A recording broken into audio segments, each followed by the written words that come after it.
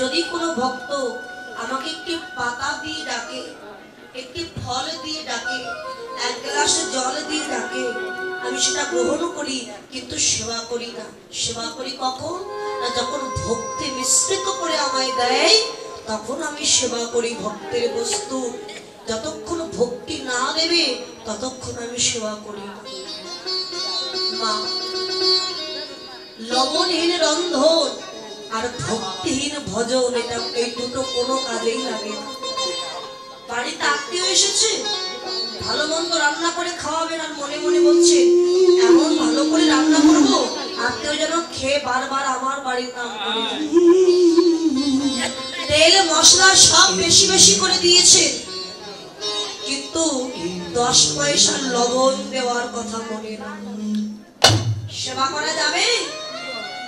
মশলা কম হলে সেবা করা যায়, কিন্তু লবণ যদি না দেওয়া হয় সেবাই করা যাবে না। এই ভক্তি, আপনি বিশাল কিছু দিতে পারছেন না ভগবানকে, অনেকে মিষ্টি মিষ্টান্ন দিচ্ছে কিলো কিলো, আমি দিতে পারছি না, সমস্যা নেই। আমার যদি ভক্তিটা কম হয়ে যায় সেবা লাগবে। তবে ভক্তি দিয়ে যদি একটু তুলসীর পাতা দিয়েও ডাকা যায়, এক গ্লাস জল দিয়েও ডাকা যায়, তবেই ভগবানের কৃপা পাওয়া যায়। সেই সনাতন গোস্বামীকে একটা পরশ পাথর দিয়েছিলেন আমার মদন গোপাল। সনাতন, এই নাও পরশ পাথর, তুমি তো দিন দরিদ্র কাঙাল, যদি কোনোদিন ভাবো যে আমার ধনী হওয়া প্রয়োজন, আমার অর্থের প্রয়োজন, এই পরশ পাথর যেখানেই পরশ পরিবেশনা হবে আর তুমি ধনী হয়ে যেতে পারে। পরশ পাথর পেলে আমরা হলে কি করতাম? পরশ পাথর যার হাতে সে বাবা পৃথিবীর সব থেকে ধনী ব্যক্তি। পরশ পাথর পেয়েও সনাতন গোস্বামী কাজে লাগায়নি।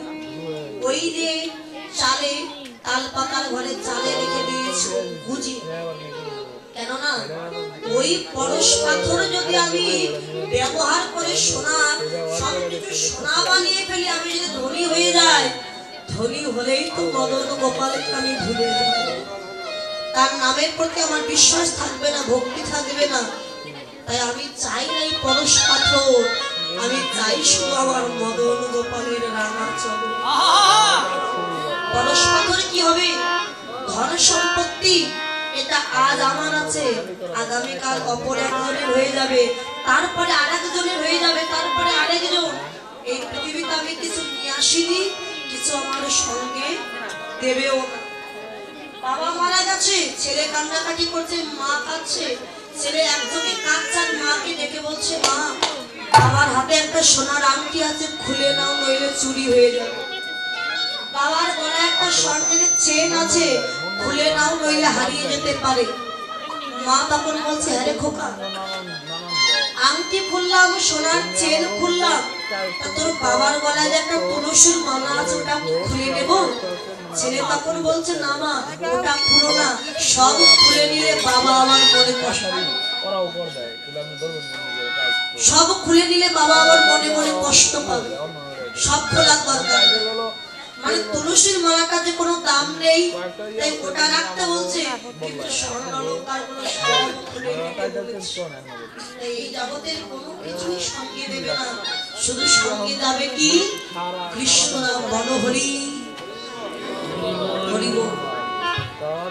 স্ত্রী সঙ্গ দেবে ঘর পর্যন্ত, যেই নিয়ে চলে যাবে মরা দেহ, তখন কি করবে? গোবর জলের ছিটাবে, পরিষ্কার করে পবিত্র করে দেবে।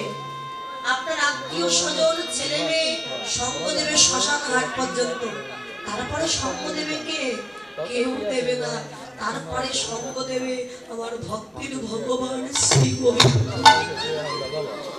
আমার গোবিন্দ বান্ধবী তোমায় ভব নদী পার করে আপন ঘরের সন্ধানে তোমাকে নিয়ে শরীর পারের করে কি হবে? এই ভক্তের চরণ ধুলি হবে।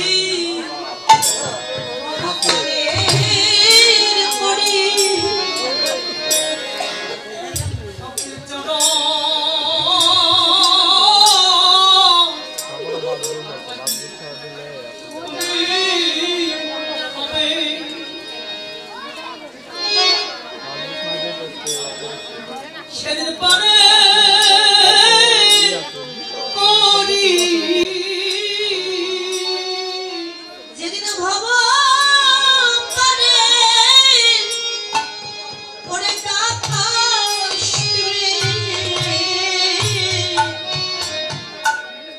ভক্তের চরণ ধূলি হবে ভব পারের করি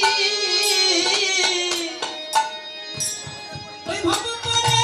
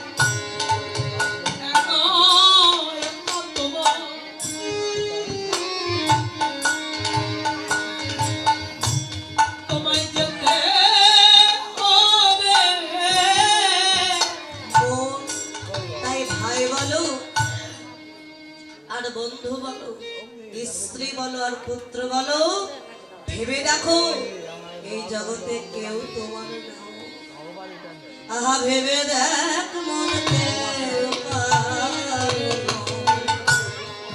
মিছে ভ্রম ভ্রমণ্ডলে ভেবে দেখ মনকে মিছে ভ্রম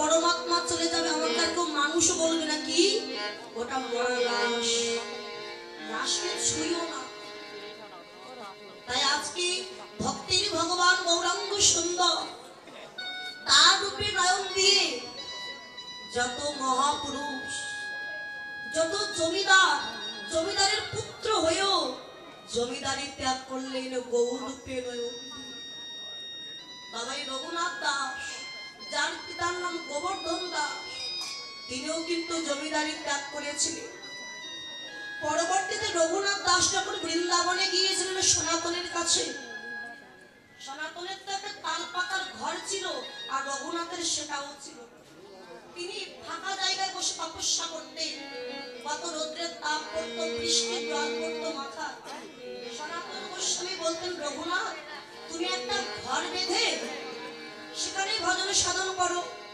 রঘুনাথ কেঁদে বলেছিলেন রঘু পৃথিবীতে এসেছি যেতে তো হবে সবাইকে একদিন তা ঘর বাঁধতে যদি 10 দিন আমার দেরি হয় এই ঘর তো ছেড়ে যেতে হবে একদিন তাই 10 দিন ঘরের পেছনে কাজ না করে ওই 10 দিন যদি আমি কৃষ্ণ ভজন করে আমি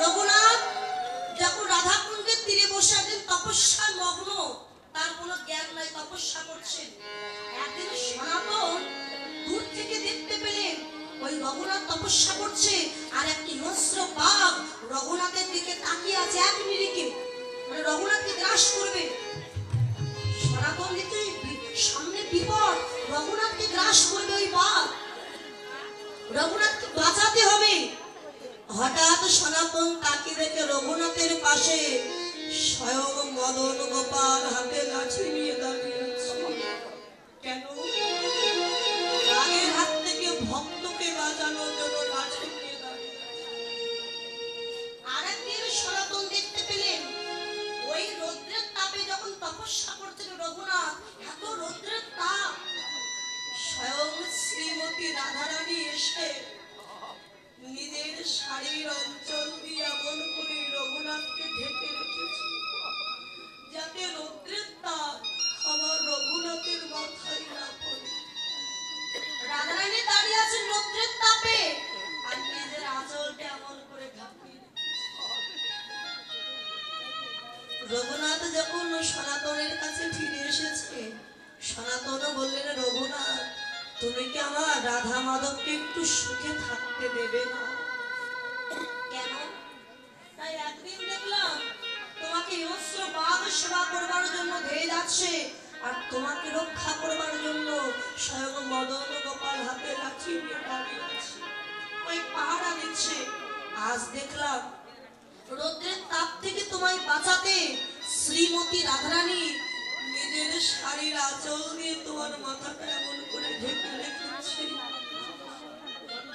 এত কষ্ট করে আমার রায়দনে দাঁড়িয়ে আছে তোমাকে রক্ষা করবার জন্য আমার রাধা মাধবকে তুমি একটু সুখ থাকতে দেবে না যদি তাদেরকে সুখ দিতে চাও অন্তত একটা তুমি ঘর বেঁধে সেখানে তপস্যা করো পরবর্তীতে সনাতনের কথা শুনে ছোট্ট একটা কুটির নির্মাণ করে সেখানে রঘুনাথ গোস্বামী ভজন সাধন করতে পারে আজকে বিষ্ণুপ্রিয়া বললেন কাঞ্চনা যদি জানতাম ওই রূপে নয়ন দিলে নিজের বলতে কিছু থাকবে না ওই রূপে কোনোদিন নয়ন দিতাম কি রূপ দেখেছি জানিস? দামিনী দাম দমন রুচি দর্শনে দূরে গেও দূরি পবনা। এই নাগরী, তুই তো বলবি রূপের কথা বলছে। দামিনী দাম তার মানে, দামিনী মানে বিদ্যুৎ, দাম শব্দে মালা। দেখবেন আকাশে যখন মেঘ হয় মা, চতুর্দিকে অন্ধকার হয়ে যায় না মা? আর যখন আকাশের বুক চিরে চিৎ করে বিদ্যুতের জ্যোতি প্রকাশ পায়, ওই যে বিদ্যুতের জ্যোতি, এটাকে বলা হয় দামিনী দাম। যখনই চিৎ করে জ্বলে ওঠে, অন্ধকার কিন্তু আলোয় আলোকিত হয়ে যায়। সেই বিদ্যুতের জ্যোতি আর আমার গৌরাঙ্গের জ্যোতি আমি এক করে দেখলাম। দেখে মনে হলো ওই বিদ্যুতের জ্যোতি আমার গৌরাঙ্গের জ্যোতির কাছে যেন হার মেনেছে, হার মেনেছে, জ্যোতির কাছে যেতে হার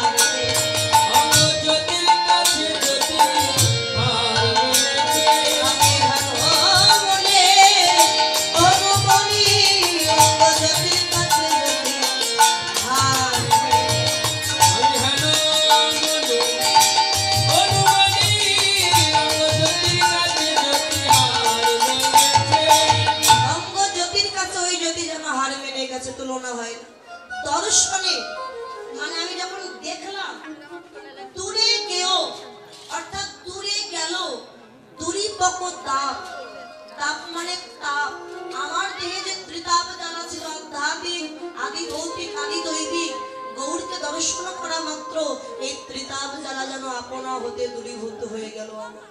ওরা করি তাহলে কার সঙ্গে তুলনা হবে গৌরী? বলে স্বর্ণ কুসুমের সঙ্গে তুলনা হতে পারে। স্বর্ণ কুসুম মানে কি? মায়েরা লাল শাপলা ফুল দেখেছেন না মা? লাল শাপলা ফুলকে ব্রজবুলি ভাষায় বলা হয় স্বর্ণ কুসুম। লাল শাপলা ফুলের রংটা কেমন? একেবারে কিন্তু লাল নয়, দুধে আলতা রং, আবিরের মতো। মনে হয় ওই লাল শাপলা ফুলের সঙ্গে তুলনা হতে পারে। নারী নাগরী, তার সঙ্গে তুলনা হবে না গৌর হরির রূপে। তাহলে কার সঙ্গে তুলনা হবে? ওই প্রাতরা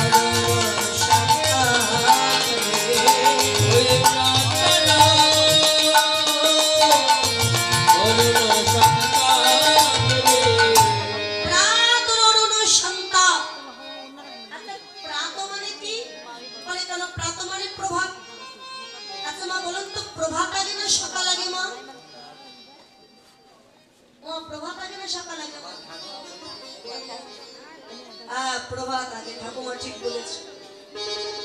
আগে প্রভাত, পরে সকাল। তো ভোরবেলা যখন সূর্যের উদয় হয়, অরুণ মানে সূর্য, দেখবেন যখন উদয় হয় একেবারে উদয় হয় না, আস্তে আস্তে, প্রথমে অর্ধেকটা, তারপরে আর অর্ধেকটা। তো যখন উদয় হয় ঠিক যেন একটা ডিমের কুসুম, কুসুমের মতো গোলাকৃতি, ঠিক লাল বড়। তোমার ডিমের কুসুম লাল না? ডিমের কুসুমের মতো লাল, তাই না? ডিমের কুসুম লাল, মায়ের বলে ডিমের কুসুম তো লাল নয়, হলুদ। ডিমের কুসুমের মতো গোলাকৃতি, আর রংটা হচ্ছে লাল, যে গোলাপ ফুলের পাপড়ির মতো লাল। তো মনে হয় ওই সূর্যের সাথে গৌর হরির রূপের তুলনা হবে। তো বিষ্ণুপ্রিয়া বলছে না রে কাঞ্চন, সূর্যের তাপ আছে, সন্তাপ আছে, কিন্তু গৌর সূর্যের তাপও নাই, সন্তাপও নাই। তাই গৌর সূর্যের সাথে কোনোদিন তুলনা হওয়ার নয়, আর হবেও না। তাহলে কার সঙ্গে তুলনা হবে? হেরিয়া সুধা করো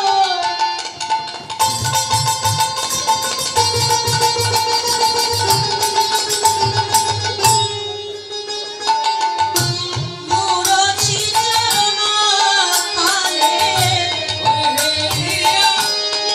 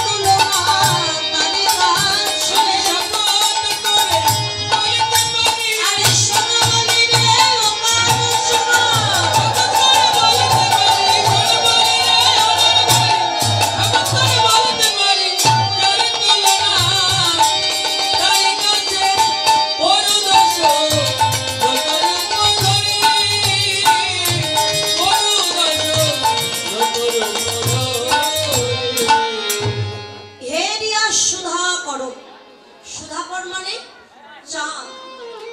যখনই বললেন চাঁদের সাথে গৌরের তুলনা হবে। আচ্ছা, মানুষের যখন রূপের প্রশংসা করা হয় তখন কার সঙ্গে তুলনা করে না? যখন কারোর রূপের প্রশংসা করা হয় তখন কি বলে জানিস? চাঁদের মতো সুন্দর বলে না? কোন স্বামী যদি তার স্ত্রীকে ডেকে বলো গো তুমি চাঁদের চাইতে সুন্দর, তখন তার স্ত্রীর মনটা কেমন লাগে বলুন? মনে মনে খুব আনন্দ পায়, তাই না?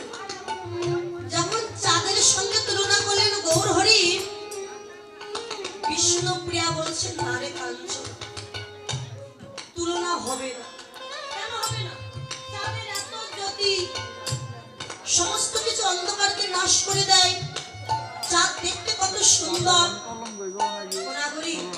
তুলনা হবে না। এই কারণে চাঁদের কলঙ্ক আছে, কিন্তু আমার গৌর চাঁদের কোনো কলঙ্ক না। চাঁদের ক্ষয় আছে, চাঁদের পক্ষ পক্ষী আছে। বাবা চাঁদের পক্ষ আছে না বাবা? কয়টা পক্ষ? একে চন্দ্র, দুইয়ে পক্ষ। পক্ষ দুইটা কি? একটা শুক্লা পক্ষ আর একটা কৃষ্ণ পক্ষ। তাহলে চাঁদের কলঙ্ক আছে কেন না? গুরু প্রত্যেক তারা দেবীর রূপে আকৃষ্ট হয়েছিলেন বলে চাঁদের কলঙ্ক আছে, কিন্তু গৌর চাঁদের কোনো কলঙ্ক নেই। চাঁদ কত কলা বাবা? চাঁদ ছিল 16 কলা। আমরা বলি চাঁদ 16 কলায় পরিপূর্ণ, কিন্তু বর্তমানে চাঁদ 15 কলা আছে, আর এক কলা বাবা ভোলানাথের মাথায় আছে। কিন্তু গৌর চাঁদ 16 কলায় পরিপূর্ণ। গৌর চাঁদ 16 কলাটা তাহলে কি? গৌর চাঁদ আপনারা সব রাখবেন অষ্টসিদ্ধি। অষ্টসিদ্ধিগুলো কি কি? অনিমা, লঘিমা, মহিমা, প্রাপ্তি, প্রাকাম্য, ঈশিতা, বসিতা, কর্মবসায়িতা। এটা অষ্টসিদ্ধি। আর ঐশ্বর্য, ঐশ্বর্য, বীর্য, যশ, শ্রী, জ্ঞান, বৈরাগ্য। 8 আর 6 হলো 8 আর 6 কত? 14। বাকি রইল এখনো 2। এক কলায় নবদ্বীপের মাঝে তিনি গৌরূপে হলেন অবতীর্ণ। এই যে 15 কলা, আর এক কলায় পারিষদ ভক্তগণকে সঙ্গে নিয়ে নবদ্বীপের মাঝে করেন হরিনাম সংকীর্তন। এই যে 16 কলায় পরিপূর্ণ আমার গৌর চাঁদ। ওই চাঁদের কলঙ্ক আছে, কিন্তু আমার গৌর চাঁদের কোনো কলঙ্ক না। আমার গৌর হচ্ছে অকলঙ্ক পূর্ণ চা আহা নদী আরো উদয়গিরি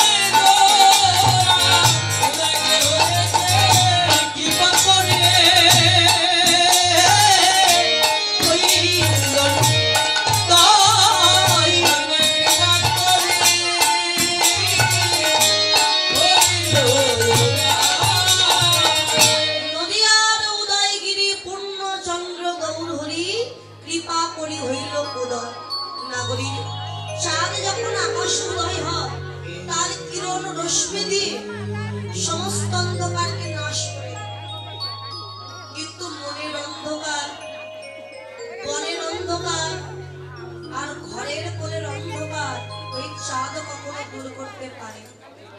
কিন্তু গৌর চাঁদ কোন ভাগ্যবান ভাগ্যবতী হৃদয় রূপ আকাশে যদি একবার উদয় হয়, তার দেহাস্কিত দেহের মধ্যে যে অন্ধকার আছে সেই অন্ধকারকে দূরীভূত করে দিয়ে কি করে জানিস, তার ভিতর বাহির আলাপ করে, ভিতর বাহির আলাপ করে, ভিতর বাহির আলাপ করে, গৌর সাজে উদয় হলে ভিতর বাহির আলাপ করে, গৌর সাজে উদয় হলে তার ভিতর বাহির আলাপ করে, তার অন্ধকার রাখে না, তার অন্ধকার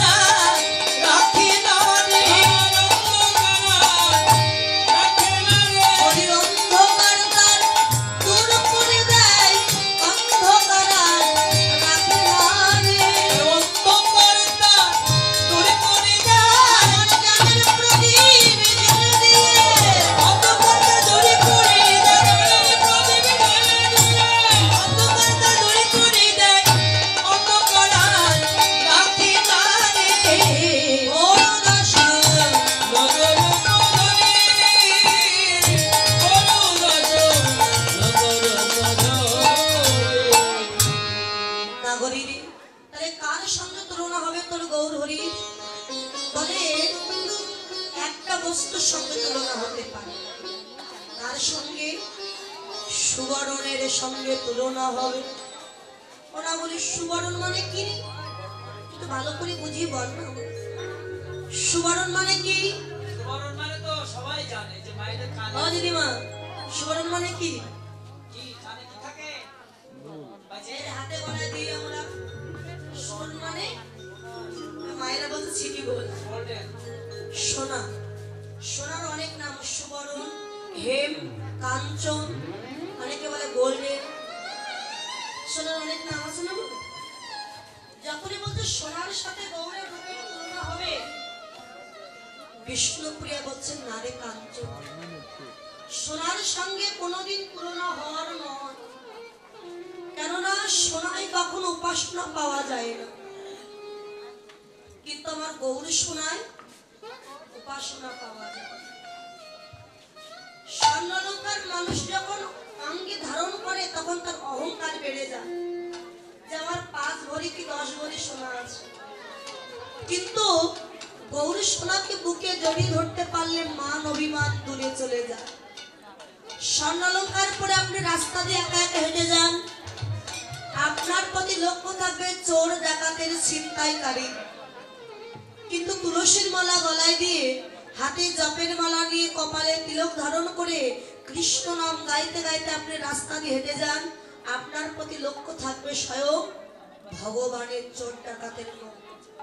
কিন্তু অনেকে বলবে তুলসী মালা পরে কি করব, তুলসী মালা পরলে লজ্জা করে, অনেকেই উপহাস করে, ক্রিটিসাইজ করে না যে আপনি তো তুলসীর মালা পরবেন, যে একটু প্রসাদ ভোজি হবেন কিংবা জপের মালা হাতে নেবেন, আপনাকে দেখে সবাই উপহাস করবে, ও দিদি তুমি যে ভক্ত হয়ে গেছিস দিদি, তুমি যে নিরামিষ খাচ্ছিস। আপনি যদি কাউকে দেখে বলেন দাদা জয় নিতাই, আপনাকে দেখে উত্তর দেওয়া তো দূরের কথা, কি বলবে? ও দাদা খুব ভক্ত হয়ে গেছে যে, বলে না এমন আছে নাকি? উপহাস করবে। মানে আপনি সৎ পথে যাবেন, এরা আপনাকে কোনোদিন সৎ পথে যেতে দেবে না। এরা তো কলিযুগের মন্ত্রণা, এরা চাই না কখনো মানুষ ভালো পথে যায়, সৎ পথে যায়। আপনি না খেয়ে বাড়িতে পড়ে থাকুন 1 সপ্তাহ, কেউ আপনাকে ডেকেও জিজ্ঞাসা করবে না কেমন আছে। আপনি যদি কাউকে ডেকে বলেন মা জয় রাধে, তখন মা কি বলবে? বাবা আমার বাড়ি বাদে, তুমি অন্য বাড়িতে যাও, আমার বাড়ি কিছু হবে বল। কিন্তু বৈষ্ণব সেবার যে কত পুণ্য, এটা আমরা অনেকে জানি না। বৈষ্ণব সেবা দিতে পারলে, বৈষ্ণব যদি সন্তুষ্ট হয়ে ফিরে যান, স্বয়ং ভগবান সন্তুষ্ট। কুন্তির গৃহে যখন দুর্বাসা ঋষি গিয়েছিলেন, কুন্তিকে ডেকে বলেছিলেন মা তোর গৃহে আমি সেবা করব, তবে হ্যাঁ একটা শর্ত আছে, 100 ভাগে রান্না করে 100টা স্বর্ণ পাত্রে রেখে দিতে হবে। আমাদের কারোর ঘরে যদি কেউ গিয়ে বলে মা একটু সেবা করবে, তো অনেকে আছে আমরা কি বলি আচ্ছা ঠিক আছে হবে নাকি, ঘরে কিছু আছে তো বলতে যা রান্না করেছিলাম এখনো বেঁচে আছে, কিছুটা হয়ে যাবে। যদি সে বৈষ্ণব বলে মা আমি ওগুলো সেবা করবো না, আমাকে নতুন করে 3 ভাগে রান্না করে দিতে হবে, তখন আমরা কি বলবো? তোমার মতো বৈষ্ণবের আমার দরকার নেই, এই শীতের রাতে আমি নতুন করে আবার রান্না করবো, যা আছে খাবে তো খাও, নইলে বিদায় হোক। বলছি 100 ভাগে রান্না করতে হবে, আবার 100টা সোনার পাত্রে রাখতে হবে, সেগুলো রান্না তবে করে ঠিক আছে বাবা তাই হবে। 100 ভাগে রান্না করলে 100টা স্বর্ণ পাত্র সন্ধান করছে, খুঁজতে খুঁজতে 99টা স্বর্ণ পাত্র পেয়েছেন, একটা স্বর্ণ পাত্র পেলেন না, মানে গোবিন্দটা সরিয়ে রেখেছেন। 99টা স্বর্ণ পাত্রে নিয়ে রন্ধন করে প্রসাদ দিয়েছে। দুর্বাসা মুনি সেবা করা তো দূরের কথা, যার খিদে পায় তার কি গোনার সময় থাকে, টাইম থাকে, অভাবে দিয়েছে। কিন্তু না, আগে সেবা করবার আগে গুনে দেখছে কয় ভাগে দিয়েছে, গুনে বলছে কিরে মা 99টা স্বর্ণপাত্র 99 ভাগে, আর একটা স্বর্ণপাত্র কোথায়? আর একটা স্বর্ণপাত্র না হলে তো আমি তোর গিয়ে সেবা করবো না। আর এক ভাগে কোথায় সেটা ছিল পরমান্ন বা মিষ্টান্ন গরম। তাহলে বলছে আর একটা স্বর্ণ পাত্র যদি না হয় তোর গৃহে আমি সেবা করবো না, চলে যাবো। তখন কুন্তী মনে মনে ভেবেছিলেন যে গৃহে বৈষ্ণব এসে ফিরে যায় সেই গৃহে তার বেঁচে থাকার চাইতে মৃত্যু অনেক ভালো। কি করব? তাই বৈষ্ণব সেবা দেওয়ার জন্য নিজের বক্ষের জামাটিকে খুলে দিয়ে ওই গরম পরমান্ন বক্ষের উপরে ঢেলে রেখেছে। দুর্বাসা মুনি বললেন, এ কি মা, এ কি করছিস? গরম পরমান্ন তোর বক্ষে ঢেলে রেখেছিস, তোর কষ্ট হচ্ছে না, ব্যথা লাগছে না, আর বক্ষে ঢেলে রেখেছিস কেন? কুন্তী কেঁদে বলেছিলেন, বাবা সবাই বলে হৃদয়ে নাকি গোবিন্দ বাস, যেখানে আমার গোবিন্দ বাস করে সেই জায়গাটা সোনার পাত্র, তাই আমি আমার গোবিন্দের কাছে ঢেলে রেখেছি। ব্যথা যদি লাগে গোবিন্দের হবে, কষ্ট যদি হয় গোবিন্দের হবে, আমার কিছু হবে না। দুর্বাসা মুনি বলেছিলেন, মা তোর ভক্তিতে আমি সন্তুষ্ট হয়েছি, মা বল তুই কি চাস? বাবা আমি কিছুই চাই না, শুধু আশীর্বাদ দাও বাবা। এই যুগে নয়, প্রতি যুগে যুগে আমি যেন এমনি ভাবে বৈষ্ণব সেবা দিয়ে যেতে পারো। মা তবু আমি তোকে কিছু দিতে চাই, স্নান করে আ। কুন্তী গেছে স্নান করতে, এদিকে গান্ধারী চুপি চুপি দুর্বাসা ঋষির কাছে গেছে। দুর্বাসা ঋষি নয়ন মুদ্রিত করে বসে আছে। গান্ধারী গিয়ে কুন্তীর কণ্ঠস্বর নকল করে বললেন, বাবা আমি এসেছি, বর দাও। দুর্বাসা ঋষি না দেখেই মাথায় হাত দিয়ে আশীর্বাদ করলেন, মা আশীর্বাদ করলাম তুই শতপুত্রের জননী হ। বর নিয়ে গান্ধারী চলে গেছে। এবার কুন্তী এসেছে, বাবা শীঘ্রই বর দাও, আমি ভিজা বসনে দাঁড়িয়ে আছি। দুর্বাসা ঋষি বললেন, কি বর তো দিলাম, কই আমি তো পাইনি বাবা, আমি তো সবেমাত্র এলাম, বর নিল কে? দুর্বাসা ঋষি ধ্যান যোগে দেখতে পেলেন গান্ধারী বর চুরি করে নিয়েছে। কুন্তী তো খুব কান্নাকাটি করছে। তখন দুর্বাসা ঋষি কুন্তীকে আশীর্বাদ দিল, মা তুই কাঁদিস না, আমি তোকে এই মন্ত্রটা শিখিয়ে দিলাম মা। এই মন্ত্র ধরে তুই যে দেবতাকে ডাকবি সেই দেবতাই তোর কাছে আসবে, একে একে তোর 5টি পুত্র হবে। এর আগে তো সে কর্ণকে জন্ম দিয়েছিল। প্রকৃতপক্ষে কিন্তু কুন্তীর পঞ্চপাণ্ডব বা 6টা পুত্র ছিলেন না। ধরতে গেলে তার 4টে সন্তান আর 2টা ছিল মাতৃর সন্তান, তাই না? নকুল সহদেব মাতৃর সন্তান, কিন্তু ধরা হয় পঞ্চপাণ্ডব কুন্তীর পুত্র। তবে আশীর্বাদ দিলাম ভাই, মন্ত্র ধরে যে দেবতাকে ডাকবি সেই দেবতাই তোর ডাকে আসবে, একে একে তোর 5টি পুত্র হবে, ক্ষিতিয়ব তেজ মরুদ বউ। আর অভিশাপ দিলাম এই 5টি পুত্রের হাতে, যেহেতু গান্ধারী বর চুরি করে নিয়েছে, আমি অভিশাপ দিলাম এই পঞ্চপাণ্ডবের হাতে 5 পুত্রের হাতে গান্ধারীর শতপুত্রর নিধন হইবে। চুরি করা জিনিস কখনো থাকে না। বাবা ছোট্ট একটা গল্প বলি। দেখুন এই জগতে চোর আছে না? চোর আছে তো। এক চোর একটা ঘোড়া চুরি করেছে। এলো মাসি ঘুমাবেন না, যাতে ঘুম ভেঙে যায় তার জন্যই বলছি। দাদা ভাই ওনার বাবার উদ্দেশ্যে তিনি 200 টাকা দান করেছেন। বাবা জীবিত আছে তো, তো ওনার বাবা স্বর্গবাসী হয়েছেন, সকলে ওনার বাবার জন্য আশীর্বাদ করবেন, ওনার বাবার যেন আত্মার শান্তি হয়, কৃষ্ণচরণ লাভ করতে পারে, সকলে আপনার বাবার জন্য আশীর্বাদ করবেন। আবার যদি পৃথিবীতে আসে ভগবান যেন কৃষ্ণ ভক্ত করে জন্ম দেন। নিতাই গৌর হরি হরি বল। আর এক দাদা ভাই তিনিও 200 টাকা দান করেছিলেন, এই দান যেন কৃষ্ণচরণে পৌঁছে যায়। নিতাই গৌর হরি বল হরি বল। মা এক চোর একটা ঘোড়া চুরি করেছে।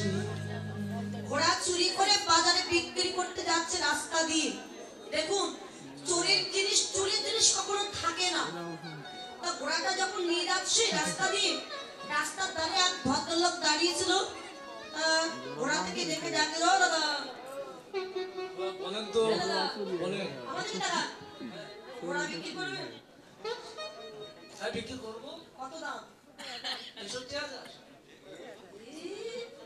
৬৩,০০০ তো কালো তো 10,000 দেবো দেবে 10,000 কি মাত্র 10,000 টাকা না হবে না আমি বাজারে যাচ্ছি এখন বাজারে গিয়ে ঘোড়াটা নিয়ে দড়িটা ধরে বসে আছে ওমা কিন্তু এ তো চোর আর বাজারে চোরের উপরে জিনিস ঘুরে বেড়াচ্ছে পাট চোরের উপরে জিনিস তাকে কি বলে বাটপার তো উপরে জিনিস ঘুরে বেড়াচ্ছে সে ঘুরে ঘুরে দেখছে কোথায় কি আছে তো সে বাটপার ঘুরতে ঘুরতে তার কাছে এসেছে এসে বলো দাদা হ্যাঁ দাদা ও ঘোড়া বিক্রি করবে ওরা তো বিক্রি হয়ে গেল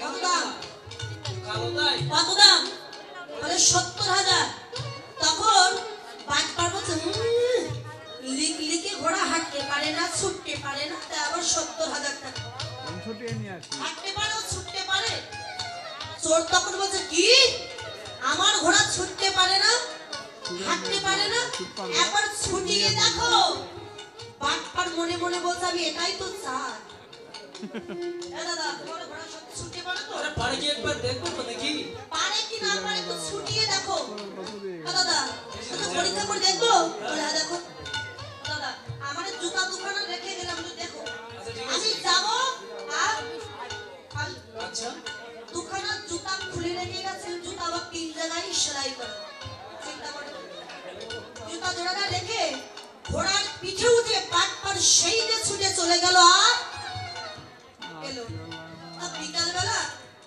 সারাদিন কেটে গেছে তো আর ফিরলো না চোরও বুঝতে পেরেছে যে ও আমার উপরের জিনিস ও আর ফিরবে না আর জুতা জোড়া দোকানে নিয়ে চোর বাড়ি যাচ্ছে এখন রাস্তার ধারে সেই ভদ্রলোক এখনো দাঁড়িয়ে আছে তার ভদ্রলোক বলছে দাদা ঘোড়া বিক্রি হলো বিক্রি তো হয়েছে গো তখন বলছে ওই হলো একজোড়া পাইছি হলো মানে কত দাম দিয়ে বিক্রি করলে তখন চোর বলছে আর বলো না যে দামে কেনা সেই দামে বেচা লাভ কি এই ছেঁড়া দুজোড়া এক জোড়া জুতো এটাই হলো আমার লাভ।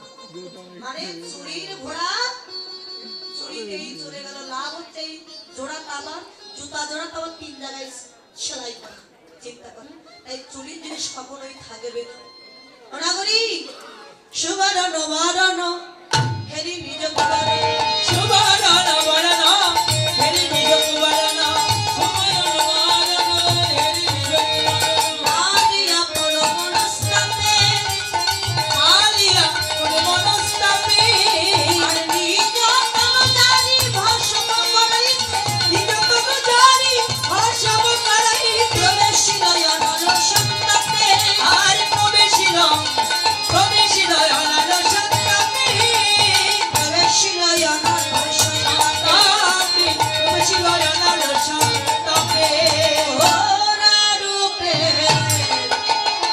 আমার ওরা রূপে জয় বলি আইলে আমার গড় রূপে গোর রূপে জয় বলি হারিলে গোর রূপে জয় বলি আমার গোর রূপে জয় বলি তাহলে সোনার সঙ্গে তুলনা হবে না চাঁদের সঙ্গে নয় এমনকি সূর্যের সঙ্গে নয় দামের সঙ্গে নয় লাল শাপলা ফুলের সঙ্গে নয় নাগরী কোনো কিছুর সঙ্গে তুলনা করো না গৌরের তুলনা একমাত্র গৌরের কাছে যা সম অধিক বিদিত নাই তুলনা দিবার না আর তুলনা দিবার না জগদানন্দেতে পাহি বহু নিরতম গৌর